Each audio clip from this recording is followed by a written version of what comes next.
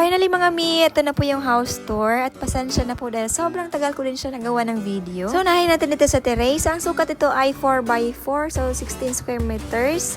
And then, meron kami ditong minimalist na table and chairs. Ayan. Mahangin kasi dito, kaya minsan ay dito kami tumatambay tuwing hapon. At dito naman sa kabilang side ay may shurak na pwede siyang gawing upuan. Ayan. And then, may relax chair dito temporary. Pero sa nanay namin to at ililipat namin ito soon kapag tapos na ang bahay niya. At dito na corner ay may maliit na table para sa aking plant.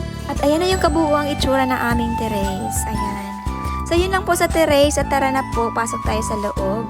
Ang sukat pala itong aming sala to kusina ay 10 meters by 4 meters. Brief history lang po para sa aming mga bagong followers. So, itong bahay namin ay ang tagal din itong natapos. So, naitayo ito last 2017.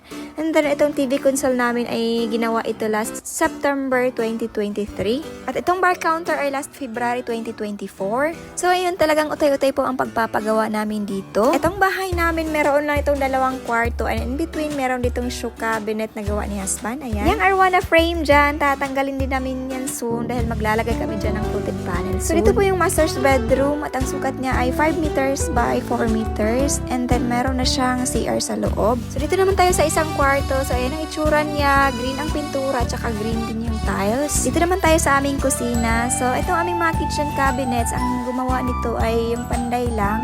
Hindi yung modular cabinet maker talaga. So, kami na yung bumili ng materials. Mumurahin lang yan, yung MDF plyboard.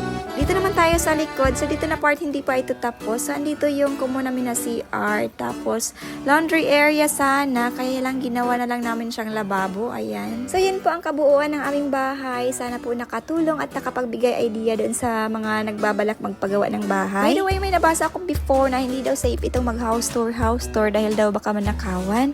So, sa amin po, safe kami dyan dahil wala naman kaming mananakaw dito.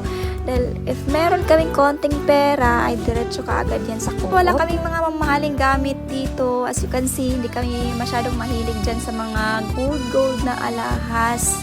So, di ba wala talaga. At yun lang muna. Thank you for watching. Bye-bye!